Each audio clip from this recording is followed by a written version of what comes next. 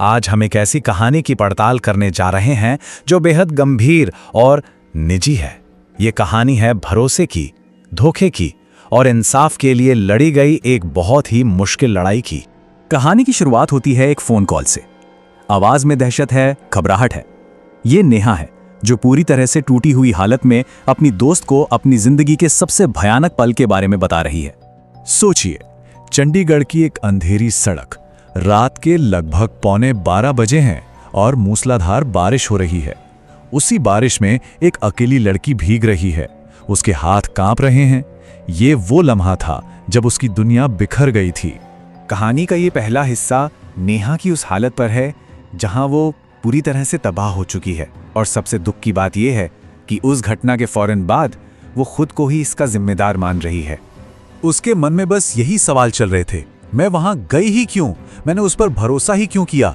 और उसे बार बार अपनी माँ की बातें याद आ रही थीं कि लड़कियों का रात में बाहर रहना ठीक नहीं होता। समाज का ये डर उसे और भी तोड़ रहा था। तो ये सब हुआ कैसे? चलिए थोड़ा पीछे चलते हैं, समझते हैं कि ये कहानी शुरू कहां से हुई, कैसे भरोसे का एक जाल बुना गया और फिर उसे कितनी बेरहमी से तोड़ दिया गया। तो देखिए, ये सब बस 2 हफ्तों में हुआ। रोहन ने बहुत ही योजना के साथ नेहा का विश्वास जीता। कॉलेज कैंटीन में एक चार्मिंग मुलाकात से सिलसिला शुरू हुआ और फिर रोजाना मैसेज, ये जताना कि नेहा उसके लिए कितनी खास है। ये सब भरोसे को जीतने की एक चाल थी। और इन्हीं शब्दों ने अपना काम किया। मैं हूं ना तेरे साथ, बस एक बार मुझ पर यकीन करो। यही वो वादा था जिसने नेहा के मन की सारी हिचकिचाहट को दूर कर दिया और उसे उस पार्टी में जाने के लिए मना लिया। और अब हम उस रात पर वापस आते हैं, पार्टी वाली रात। यहां से माहौल बदलने लगता है। जो भरोसा था वो धीरे धीरे डर और जबरदस्ती में तब्दील होने लगता है। उस रात जो कुछ भी हुआ वो एक सोची समझी साजिश लगती है। पहले ड्रिंक के लिए दबाव डालना, फिर जब उसकी तबीयत बिगड़ने लगी तो घर जाने से रोकना और आखिर में उसे उठाकर एक बंद कमरे में ले जाना। हर कदम पहले से तय था। और जब नेहा ने खुद को बचाने की कोशिश की तो वो चेहरा, वो प्यारा मुखौटा उतर गया और रोहन के ये वहशी शब्द सामने आए जिसने उसके असली इरादे को साफ कर दिया। इसके बाद जो हुआ वो और भी भयानक था। रोहन ने नेहा को चुप कराने के लिए एक आखिरी दांव खेला, एक ऐसी धमकी दी जो उसे अंदर तक डरा दे। ये धमकी सिर्फ उसे चुप कराने के लिए नहीं थी, ये उसकी आत्मा को कुचलने के लिए थी। पब्लिक में बदनामी का डर, परिवार की इज्जत का वास्ता, ये एक ऐसा हथियार है जो अक्सर पीड़ितों को खामोश कर देता है। जब नेहा घर लौटी तो उसने आईने में खुद को देखा। उसे ऐसा महसूस हुआ जैसे वो गंदी हो गई है। लेकिन ये सिर्फ बाहरी एहसास नहीं था, अंदर से उसकी रूह टूट चुकी थी।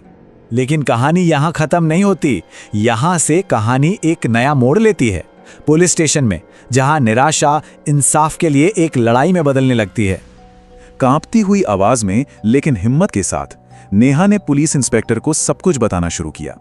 एक एक शब्द उसके दर्द और उसके साथ हुए धोखे की गवाही दे रहा था। और यहीं कहानी का सबसे बड़ा टर्निंग पॉइंट आता है। उस पल में नेहा ने तय किया कि उसका दर्द सिर्फ उसका नहीं रहेगा। उसने सोचा कि अगर वो चुप रह गई तो ये किसी और के साथ भी हो सकता है। वक्त था रात के 12:20। सोचिए, उस हालत में इतनी रात को पुलिस स्टेशन जाकर ये सब बताने के लिए कितनी हिम्मत चाहिए होती है। उसने कहा, मेरी रूह टूट गई है सर, लेकिन इंसाफ की उम्मीद अभी भी बाकी है। ये शब्द उसकी हिम्मत की दास्तां बयान करते हैं। और तब एक बहुत जरूरी चीज हुई। इंस्पेक्टर ने उसकी बात को समझा। उनके शब्दों ने, बेटी तुम अकेली नहीं हो। नेहा को वो सहारा दिया जिसकी उसे उस वक्त सबसे ज्यादा जरूरत थी। अब कहानी अपने आखिरी पड़ाव पर है। वो तूफानी रात गुजर चुकी है और एक नए संकल्प ने जन्म लिया है। जैसे ही नेहा पुलिस स्टेशन से बाहर निकलती है, बारिश थम चुकी होती है। बादलों के बीच से चांदनी छलक रही है। यह सिर्फ मौसम का बदलना नहीं था, यह नेहा के अंदर का बदलाव था। आज उसे उसकी खोई हुई आवाज वापस मिल गई थी। फोन कॉल पर अपनी दोस्त ऋतु को कहे गए उसके शब्द इस बदलाव को साफ दिखाते हैं। जहां पहले उसने कहा था, मैं टूट गई हूं, वहीं अब वो कह रही थी, मैं चुप नहीं रहूंगी। नेहा की कहानी यहीं खत्म होती है, लेकिन एक बहुत शक्तिशाली संदेश के साथ कि हर पीड़ित की आवाज बनना जरूरी है, क्योंकि इंसाफ हम सबका हक है।